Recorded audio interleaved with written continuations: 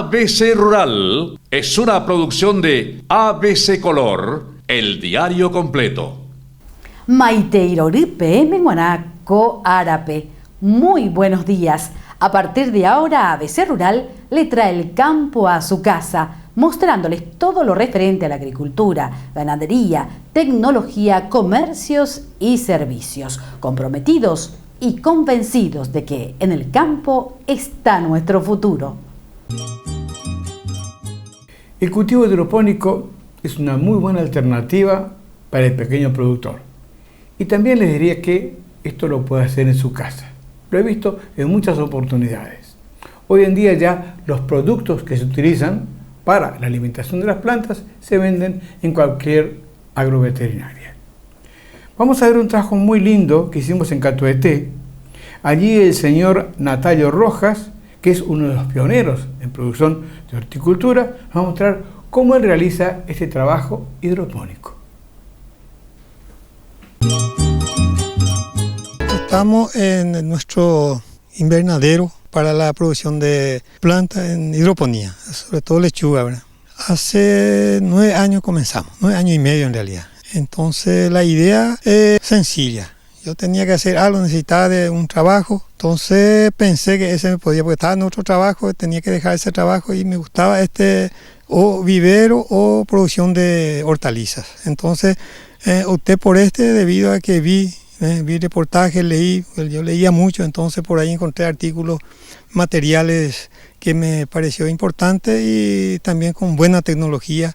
No tan simple para mí fue, pero era viable, era posible de hacer.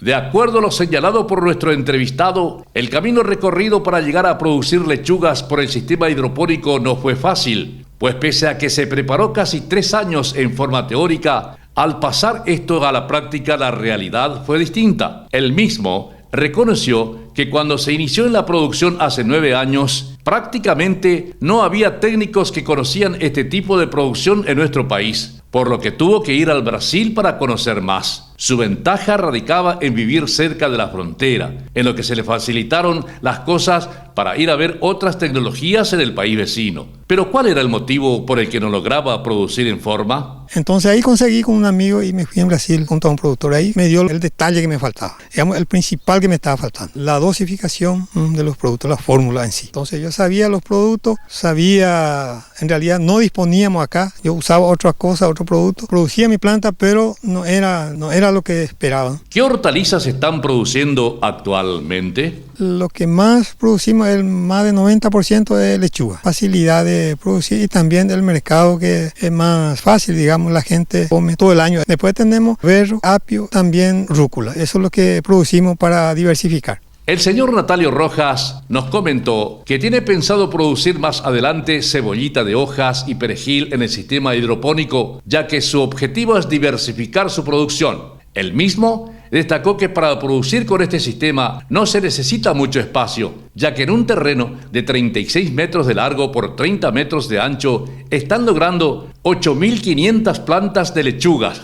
Posteriormente, nuestro entrevistado nos habló sobre el sistema de distribución de agua para que llegue a las plantas. Los nutrientes, los fertilizantes se cargan en el tanque de agua que nosotros acá disponemos, ¿verdad? Tenemos allá abajo, entonces allá hay bomba, hay un temporizador que controla la frecuencia de funcionamiento. Entonces cada 15 minutos funciona la bomba, 15 minutos funciona, 15 para. Los nutrientes se colocan, se cargan en el tanque y la bomba distribuye por los caños, ¿verdad? Llega a la planta por medio de estos agujeritos que vemos con las perforaciones, ¿no?, donde entra el agua. Entonces esto va recorriendo los canales, para cada canal es independiente, entonces cada 12 metros tenemos un desagüe. Entonces todo esto va con cañerío nuevamente al tanque, o sea que circula en el mismo tanque los nutrientes con el agua, ¿no? O sea, la solución circula en el mismo tanque. La limpieza de los tanques debe realizarse cada 15 días. No obstante, hay que estar atentos en caso de que algunos de los agujeros de las cañerías que proveen el agua con los nutrientes sufran un taponamiento de tal forma a limpiarlos. Pero, ¿qué pasaría si la limpieza no se hace cada 15 días? Pasando eso, la planta ya cambia, la planta ya pide ese cambio de agua, ¿no? La reposición de los nutrientes, ese depende, por ejemplo, después de la limpieza, de una limpieza de tanque se carga completo Y ahí depende del gasto, digamos, de los nutrientes dentro de agua. Para eso hay un aparatito que se llama conductímetro, con la cual medimos la concentración del agua. Y de acuerdo a la lectura de ese aparato, hacemos la reposición. Puede ser una vez al día, puede ser 2 veces o 3 veces, varía mucho. ¿Cuáles son los nutrientes que se utilizan para alimentar a las plantas? Son productos, digamos, normales, abonos normales y completos, ¿no? ¿Qué son los abonos completos? Son los macro y micronutrientes, que sería nitrógeno, fósforo, potasio, calcio, magnesio, azufre. Esos son los 6 principales, ¿verdad?, que se usa en este. Y después están los micronutrientes que compone, en nuestro caso, por ejemplo, el principal hierro, está el zinc, el cobre, molibdeno, manganeso. Esos son los principales que trae el micronutriente que nosotros usamos. A la consulta de si la producción de un cultivo hidropónico se puede cosechar más veces que un cultivo en tierra, el señor Rojas dijo: Eso sí, hay una gran diferencia producir en tierra y hidroponía. Hidroponía uno puede cosechar más veces por año. Inclusive nosotros llegamos 11 cosechas por año en un espacio, ¿no? Entonces eso es difícil para conseguir, pero se consigue. Normal es 9 cosechas por año, ¿no? Entonces se hace casi una cosecha mensual, ¿verdad?, de un lugar. En tierra debe haber gente, yo no digo que no hay gente que está cosechando eso, ¿verdad? Pero en hidroponía tiene esa ventaja de que uno puede sacar más cosechas en el mismo espacio por tiempo, ¿no? ¿Con el sistema se puede producir todo el año? Nosotros en realidad producimos todo el año, no tenemos época de producción. Para nosotros todo el año es época de producir. A veces un poco más dificultoso, pero siempre producimos. Todo ahora en este verano tenemos buen mercado, mucha demanda, inclusive nos apura. Casi falta planta a nosotros, entonces ese no hay problema. Así entregamos a los mercados, al supermercado, y la gente también en planta, digamos, le entregamos. Viene gente y compra ahí directamente de nosotros.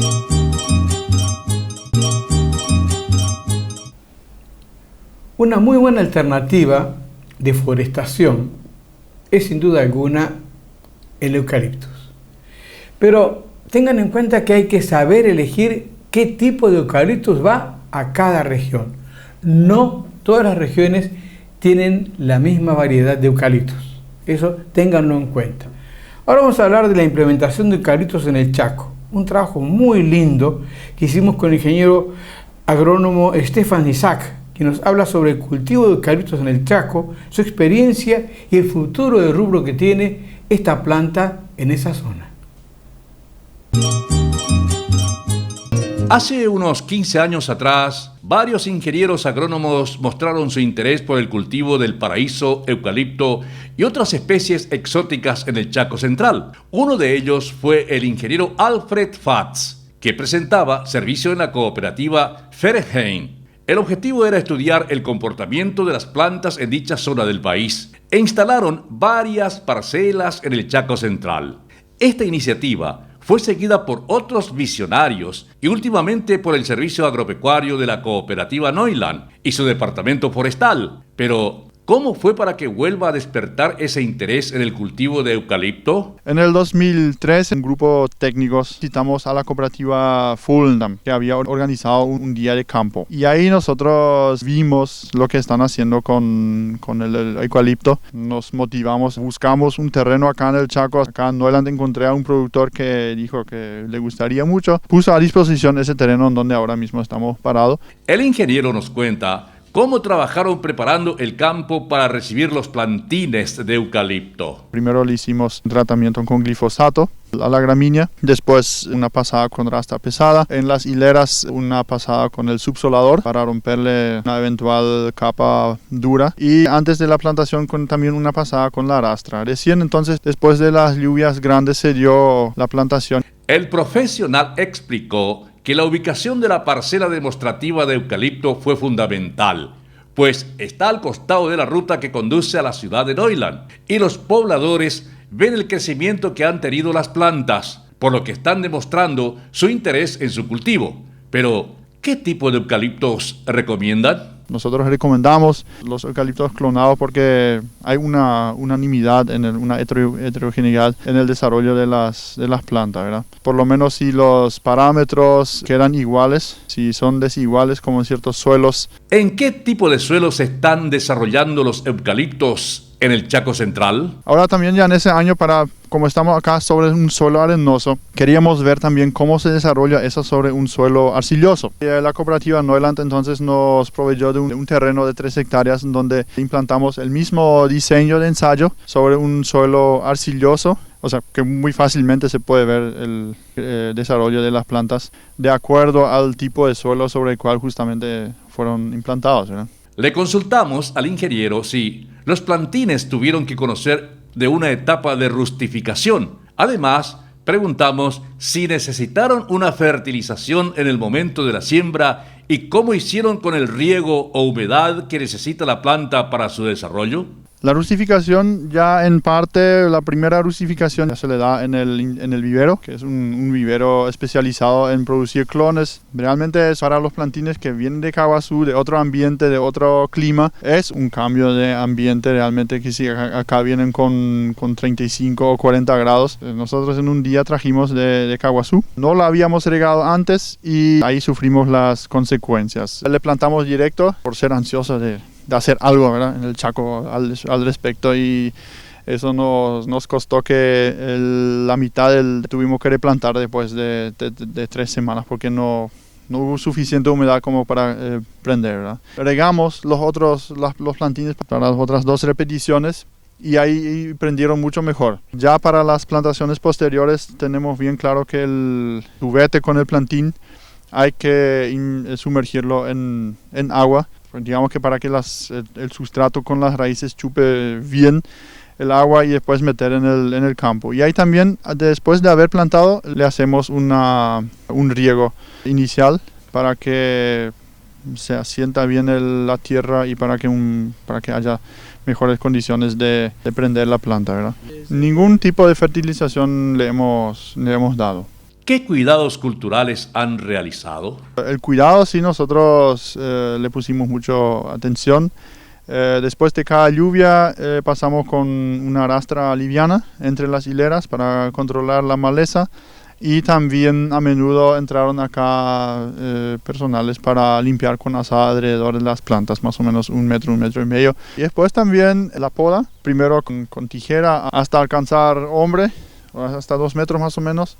O en casos donde los replantes no se habían desarrollado bien. Eso fue en octubre justamente del año pasado, o sea, 1 año después recién empezamos a podar, que fue un poquito tarde. Se ve en algunos individuos que no ha habido expertos. La distancia de siembra utilizada en la parcela visitada es de 2,5 metros entre plantas y 5 metros entre hileras, que da un total de 800 plantas por hectáreas. Sin embargo, actualmente el ingeniero señaló que para sistemas silvopastoriles en el Chaco Central están recomendando 2,5 metros entre plantas y 8 metros entre hileras. Pero, ¿cuál es la variedad que mejor se ha comportado de su implantación en el suelo chaqueño?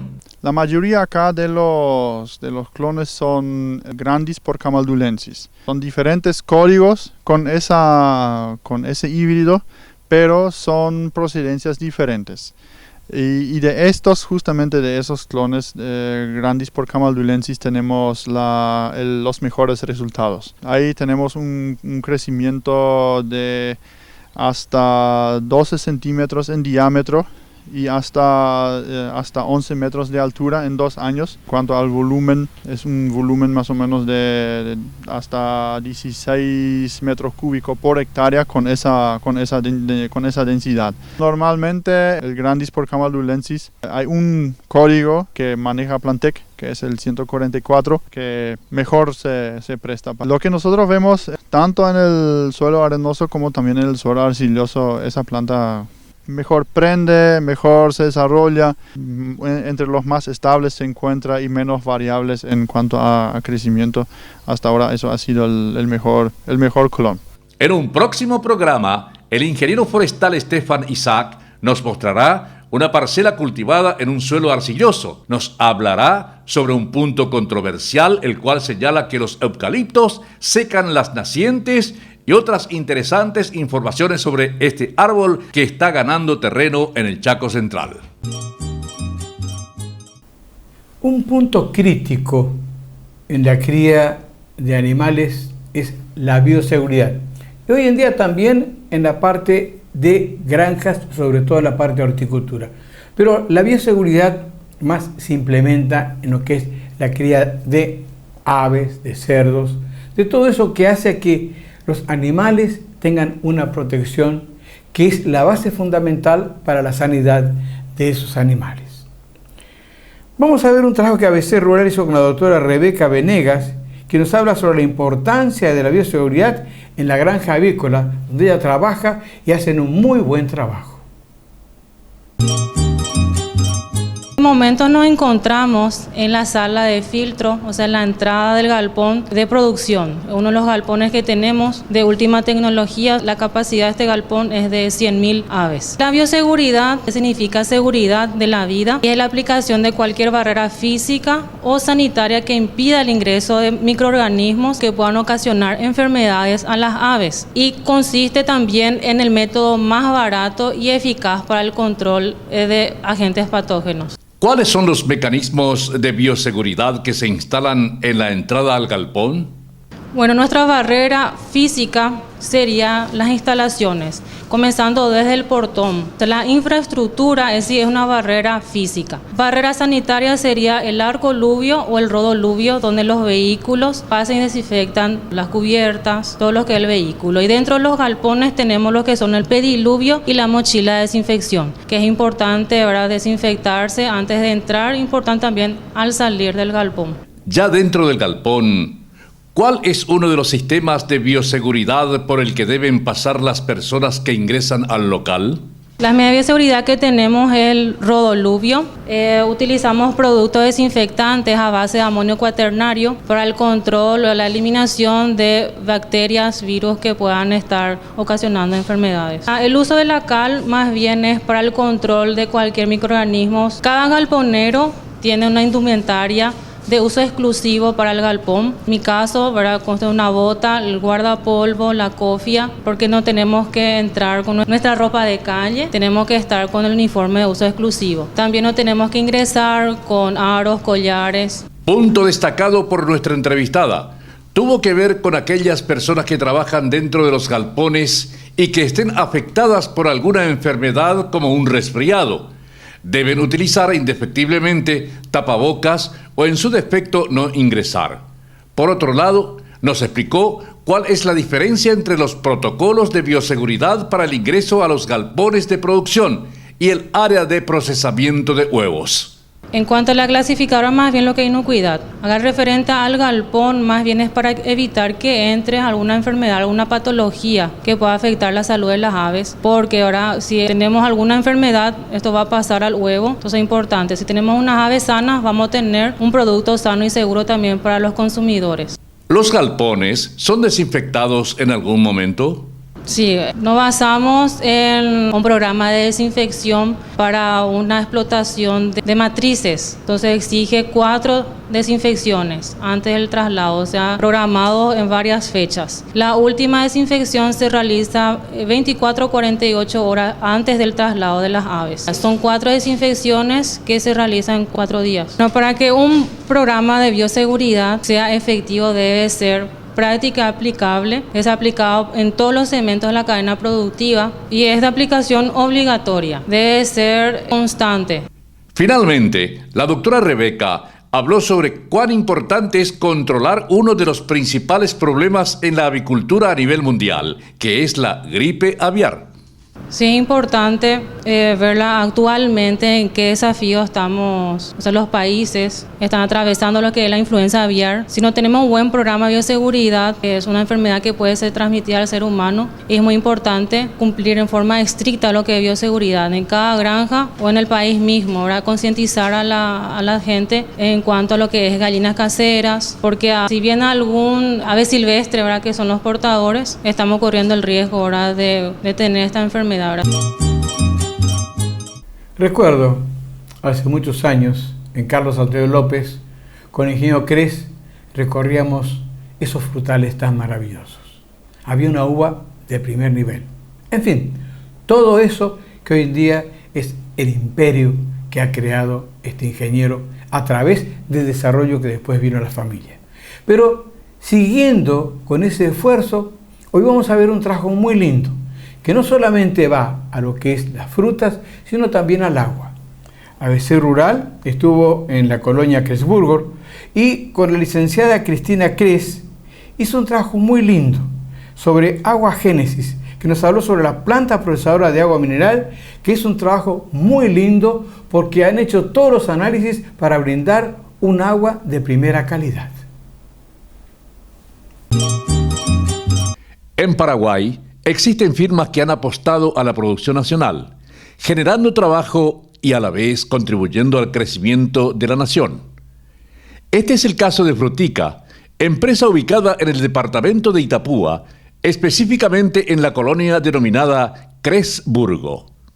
ABC Rural llegó hasta dicha unidad de producción para conocer más sobre sus inicios, su presente y sus proyecciones a futuro. Cuéntenos sobre el agua mineral Génesis. El agua fue una gran sorpresa positiva para nosotros. Fue mucho trabajo. Primero tener el pozo, ¿verdad? El pozo tiene 1030 metros de profundidad. Costó, no sé, creo que 2 años hacerlo, ¿verdad? Con muchos suspiros. Y es una inversión muy elevada, son 2 millones de dólares lo que costó en su época. Pero logramos tener una laguna, un pequeño reservorio que nos da una capacidad de 10.000 litros por hora. Entonces es algo muy exclusivo, o sea, no forma parte de otros así más grandes, sino que es algo bastante exclusivo y renovable con los 10.000 litros por hora. Y bueno, lo destacado y distinto del agua es el pH, ¿verdad? Que sea un agua mineral natural, o sea, no hace falta que se le haga absolutamente nada, aparte de sacarle la arenita que lleva, y es naturalmente alcalina, ¿verdad? Con bajos minerales y alcalina. Entonces, averiguando y haciendo nuestras investigaciones, nos dimos cuenta que es un agua muy saludable, la alcalinidad le ayuda mucho al cuerpo a desintoxicarse, a bajar la acidez del cuerpo, ¿verdad? Hoy en día casi todo lo que comemos es ácido, desde el asado hasta el café, una gaseosa, todo es ácido. Entonces la idea es que el cuerpo esté en pH 7 y para volver con todas las cosas que comemos ácidas, bueno, para volver al neutro tenés que tomar o comer algo alcalino, ¿verdad? Y muchas frutas son alcalinas, el limón por ejemplo es realcalino, aunque uno tenga ese pensamiento de que es ácido, pero en el cuerpo se alcaliniza, pero no vas a estar comiendo limón todo el día, ¿verdad? Entonces la solución más fácil a ese problema es tomar un agua, y nuestra agua tiene arriba de 8 su pH, o sea que es bastante alcalino.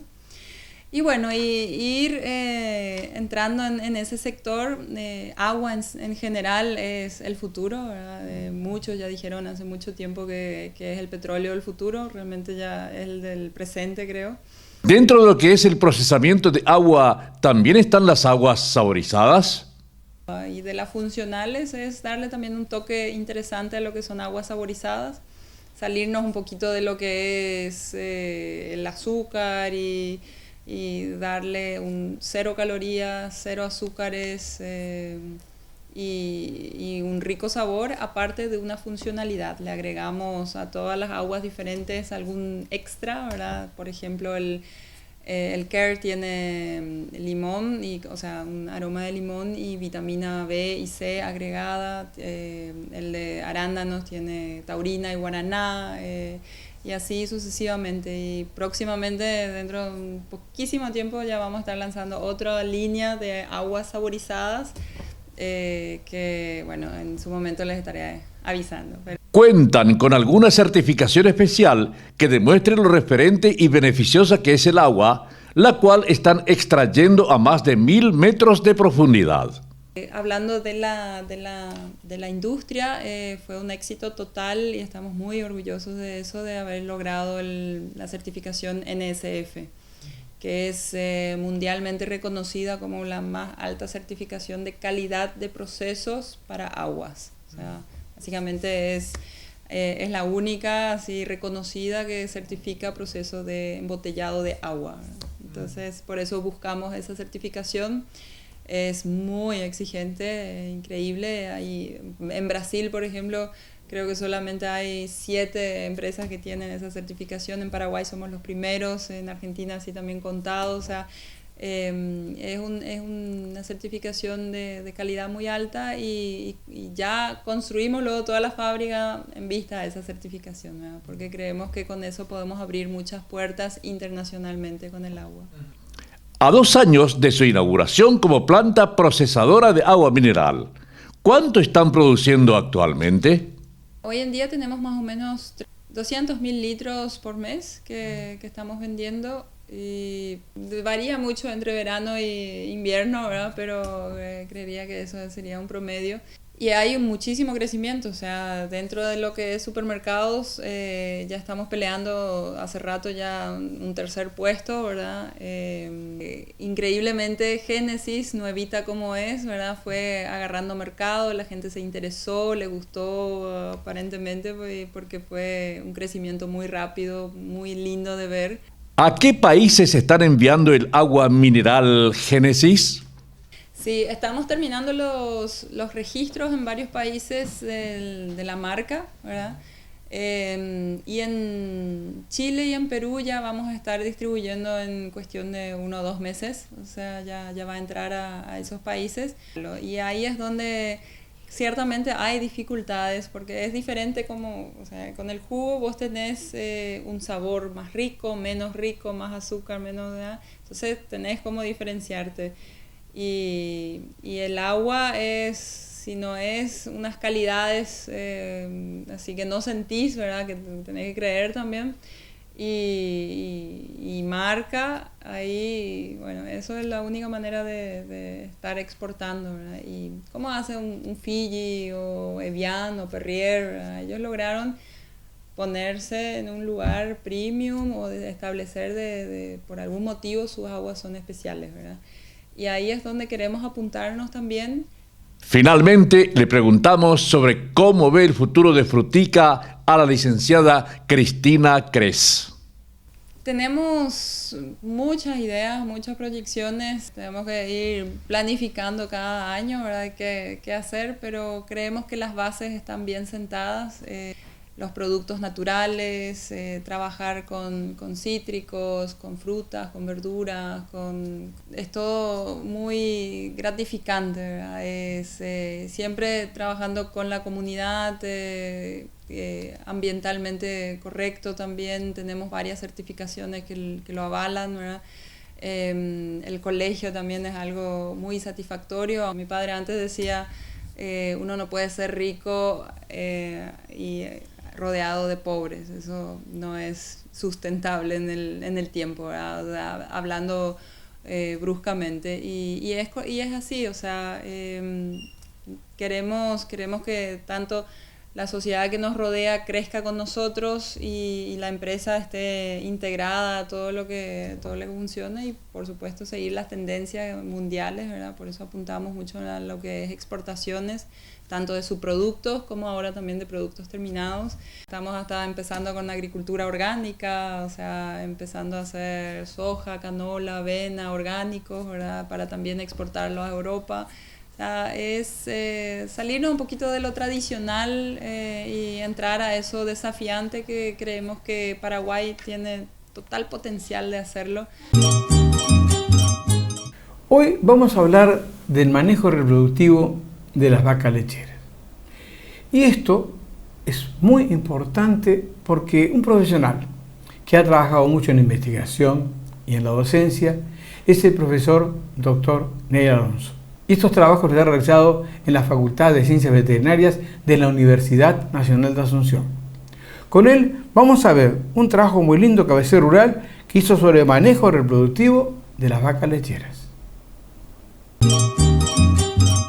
Acá en la Facultad de Ciencias Veterinarias, en la división ganado de leche, nosotros tenemos un programa reproductivo por 2 motivos. Uno académico y el otro también desde el punto de vista de la producción. El 70-80% de las vacas tiene que parir otoño-invierno. Ese es en general para todos los productores, teniendo en cuenta que en ese periodo hay mayor demanda de leche y uno puede vender más fácilmente. A nosotros también desde el punto de vista académico tenemos que tener los partos a partir de abril, mayo, junio, de tal manera a que se dé como trabajo práctico a los estudiantes. Nosotros hacemos el plan de manejo reproductivo con los estudiantes. Con lo del cuarto curso hacemos para la parte de planificación del celo, la inseminación, y luego para el siguiente año vamos a tener la vaca ya preñada por parir, que le vamos a dar también a los estudiantes del último año para hacerle todo el seguimiento. Es importante tener en cuenta que ahora, en este mes, es fundamental el control ya reproductivo. La vaca a partir del parto hay que hacerle el seguimiento reproductivo de tal manera que a los 2 meses después del parto la vaca ya esté nuevamente en servicio. O sea, tiene que volver a preñarse en lo posible. Entonces, por eso es importante, los servicios de ahora van a ser ya para el próximo otoño, ¿verdad? Entonces, en este momento hay que hacer el control del estado reproductivo de la vaca. Entonces se hace la palpación, se hace ecografía, se diagnostica si está en condiciones el animal, si hay algún inconveniente, se hace el tratamiento y a partir de ahí ya se hace la parte del plan para la inseminación, como en este caso que nosotros utilizamos. En ganado de leche, ¿cuáles son las opciones que puede manejar el productor para preñar a la vaca? La parte reproductiva, entonces hay varias opciones. Uno es con monta natural. Si vamos a hacer con monta natural, tiene que ser con toros que estén sanitariamente sanos. Todo el control de enfermedades reproductivas. También es importante en el ganado de leche, fundamentalmente, registrar todo eso. Hasta que las vacas, si es que vamos a hacer monta natural, hay que anotar, en todos los casos, hay que anotar cuándo fue la fecha de servicio, de tal manera a tener la fecha que hay que dejar de ordeñar a los 7 meses de preñez o 2 meses antes del parto, y luego para tener todo ya calendarizado eso y hacer ese manejo. Si vamos a hacer inseminación artificial, hay de 2 formas. Uno es con monta natural. Cuando utilizamos inseminación con celo natural, o sea, en la inseminación con celo natural, entonces cuando la vaca entra en celo, nosotros tenemos que identificar e inseminar. Para esa parte es la parte más difícil, digamos, el diagnóstico de celo. Resulta que las vacas entran en celo alrededor de la tardecita, a las 5 de la tarde, a las 6 de la tarde y a la noche. Y también la primera hora de la madrugada. Entonces, por eso es importante atender bien para el diagnóstico del celo en el momento, porque la duración del celo de la vaca no es tanto, 4 a 6 horas, ¿verdad? Y luego luego ya se le pasa. Y si nosotros se nos pasa un celo, como el celo es cada 20 a 21 días, entonces ya tenemos un retraso, digamos, para la inseminación. ¿Las vacas lecheras pueden recibir cualquier tipo de toro?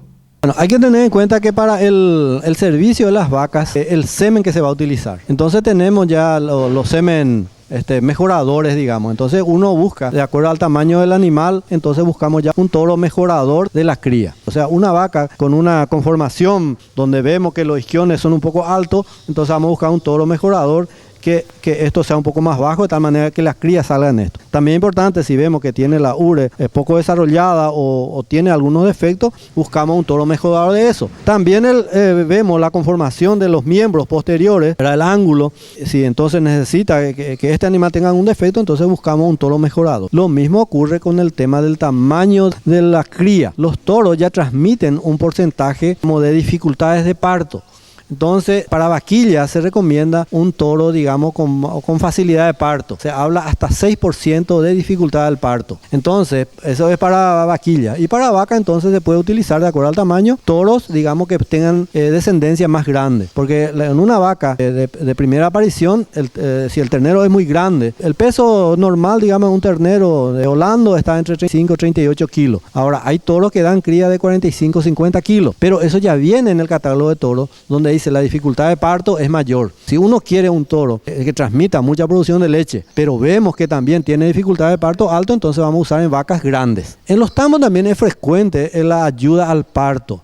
¿Por qué? Porque uno ve ya la vaca, ya sabe que le llegó la fecha y uno empieza ya a ver que el animal ya está en proceso de parto y quiere intervenir inmediatamente. Hay que tener en cuenta que el proceso del parto va a llevar 4 a 6 horas. Por eso los partos normales ocurren a la noche. Uno tiene que estar atendiendo, ¿verdad? Pero hay que dejarle un poquito a la naturaleza que ocurra. Pero cuando en el tambo de repente es de día y uno ve que empezó el proceso de parto, le quiere ayudar inmediatamente. Pero hay que darle un poquito más oportunidad, no meter la mano inmediatamente. Y hay que hacer también con técnica. No es que uno va a asistir en el parto, hay que hacer con los equipos, con la protección suficiente, con los equipos adecuados, los instrumentales adecuados, también con la técnica adecuada. ¿Cómo el productor puede detectar el celo en las vacas lecheras de tal forma a que las mismas puedan ser servidas? Como la detección de celo de repente es dificultoso para las personas, entonces una opción es tener, ¿verdad?, un toro con desviación de prepucio. Entonces acá tenemos nosotros un toro, ¿verdad?, que fue realizado una desviación de prepucio de tal manera que hace la detección natural de las vacas que están en celo. El toro está entre todas las vacas, es un toro manso, ¿verdad? Entonces entra con las vacas y entonces es el que se encarga de la detección de celo, digamos. O sea, nosotros no podemos más que la naturaleza. Entonces él detecta a la vaca que están en celo, le monta a los animales sin, lógicamente, penetrarle, ¿verdad? Solamente le diagnostica. La otra forma es ya sincronizando el celo. Es importante trabajar con el profesional veterinario que diagnostique en qué estado está realmente el animal. O sea, se hace la palpación o la ecografía de acuerdo a eso se hace la planificación para sincronizar el celo. Entonces uno es solamente con prostaglandina y otro ya es un IATF, que le llamamos, ¿verdad?, inseminación a tiempo fijo. ¿Cuán importante es la nutrición en el aspecto reproductivo? Las vacas tienen que tener una condición corporal 3 para arriba, 3,5 mejor. Para que la vaca entre en celo tiene que estar subiendo de peso o no tiene que bajar de peso. Entonces una vaca de repente tiene una condición corporal 2 que esté un poquito flaca. Luego, entonces, al ir subiendo de peso, este animal ya va a entrar en celo. Por eso es importante tener que la vaca al parto esté en buenas condiciones corporales, porque después del parto baja de peso. Cuando baja una condición corporal 2,5, después cuando se va alimentando bien y puede consumir todos sus requerimientos nutricionales, entonces va a subir de peso y entra en celo. Inclusive una vaca que parió en buenas condiciones corporales, a los 15 días ya puede entrar en celo. Ese celo no es fértil porque el útero todavía no está en condiciones. El útero va a estar en condiciones para un nuevo servicio a los 45 a 60 días. Eso es importante entonces destacar que las vacas para el parto tienen que estar en buenas condiciones corporales. El profesional explicó que una vez que la vaca recibe el servicio de monta natural o inseminación, 18 a 21 días después hay que estar atento y observar si la vaca vuelve a entrar en celo.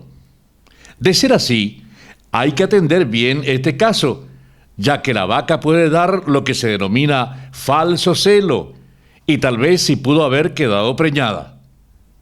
Si no hay celo, a los 30 días ya se puede realizar una ecografía para la confirmación de la preñez y en caso de palpación se recomienda a los 40 a 60 días del servicio.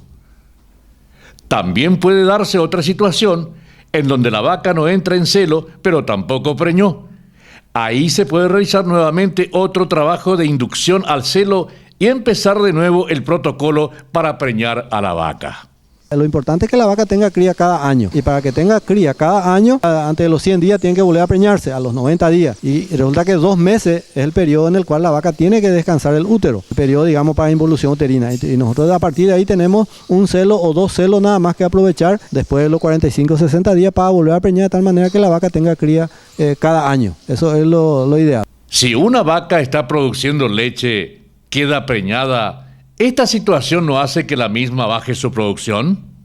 Naturalmente la vaca a partir del parto, durante la curva de lactación, llega al pico a los 2 meses o 3 meses y a partir de ahí baja un 10% mensual aproximadamente. Es importante tener registrado la época cuando fue inseminada y cuando hay que secar las vacas, hay que dejar de ordeñar 2 meses antes de la fecha probable de parto. O sea, uno ordeña la vaca hasta los 7 meses de gestación. En el último tercio de la gestación es donde crece más el ternero. Entonces, en ese momento nosotros a las vacas le dejamos de ordeñar de tal manera que descanse la ubre y también darle oportunidad de que todos los nutrientes te vaya, además de mantenimiento de la vaca, también para el crecimiento del ternero. ¿Cómo debe ser el manejo de las vacas una vez preñadas?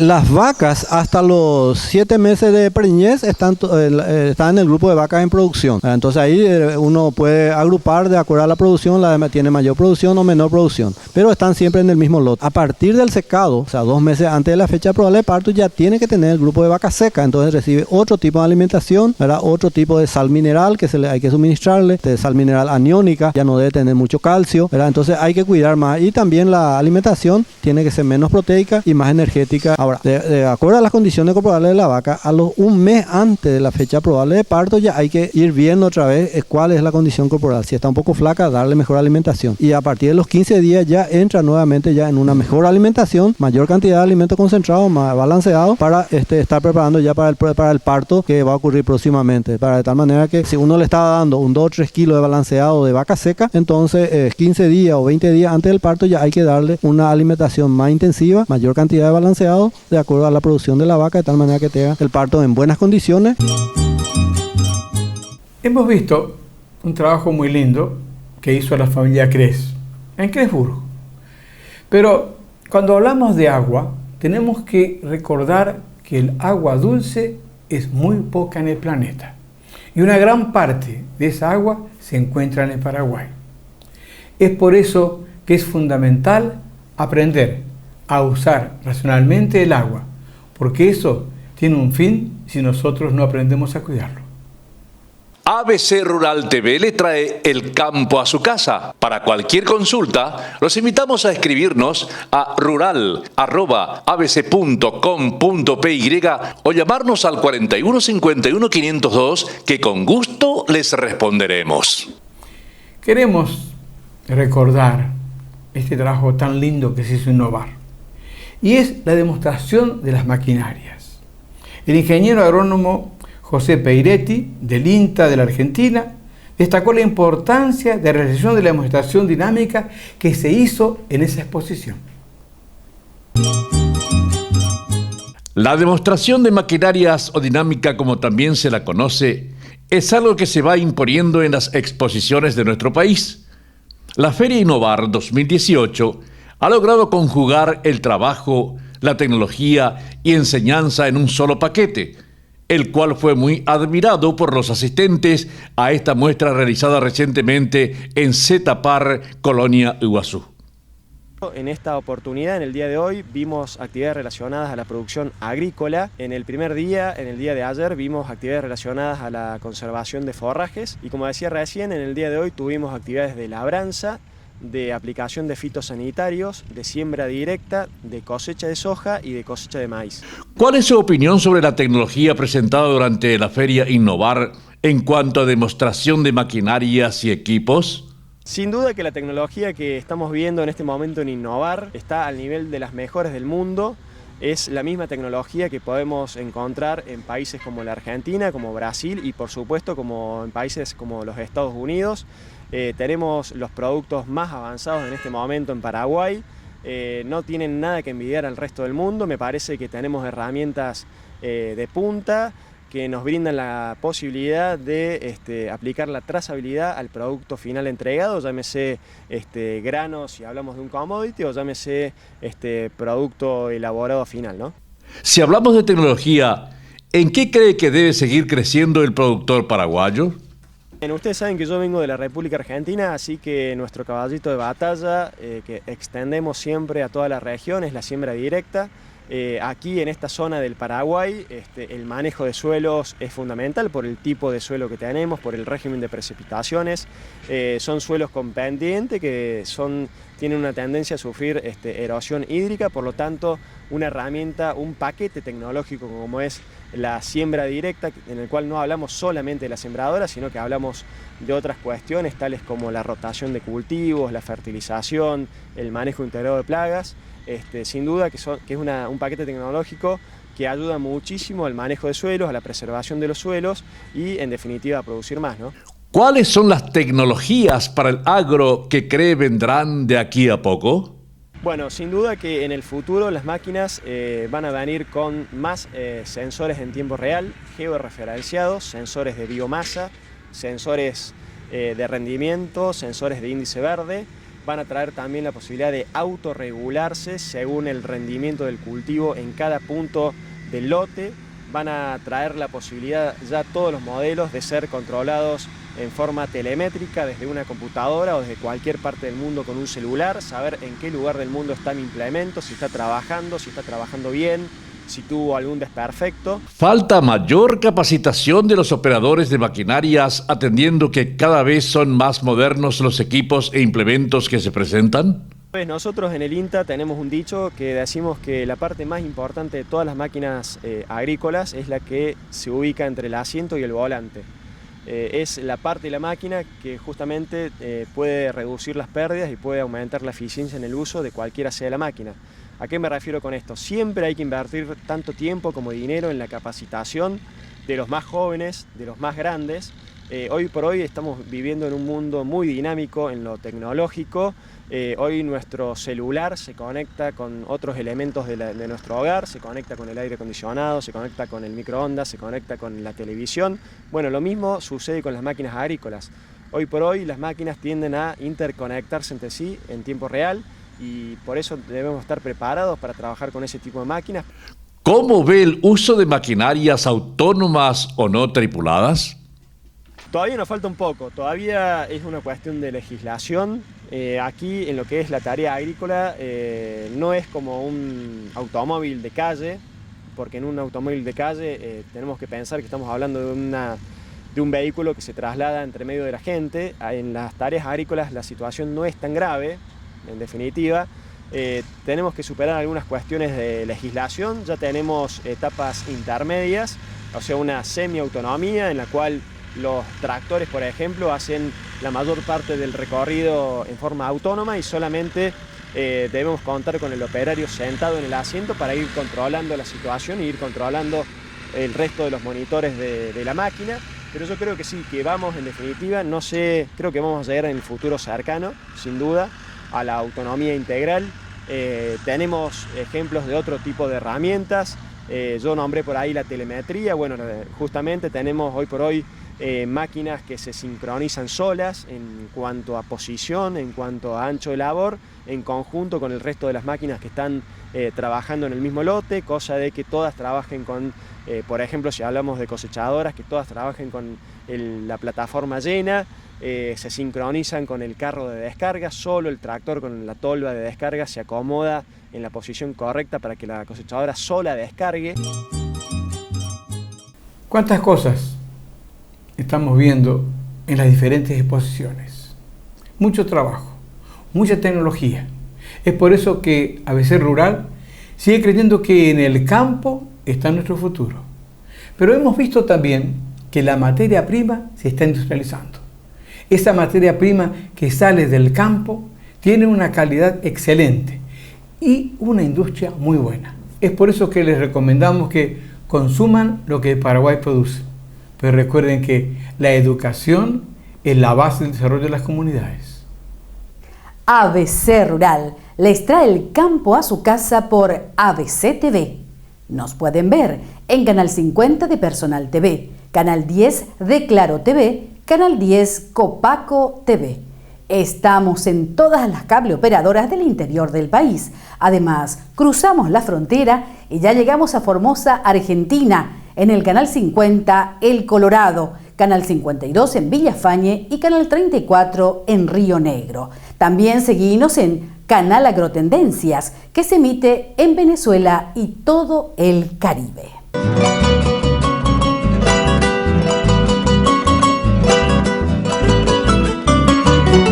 ABC Rural fue una producción de ABC Color, el diario completo.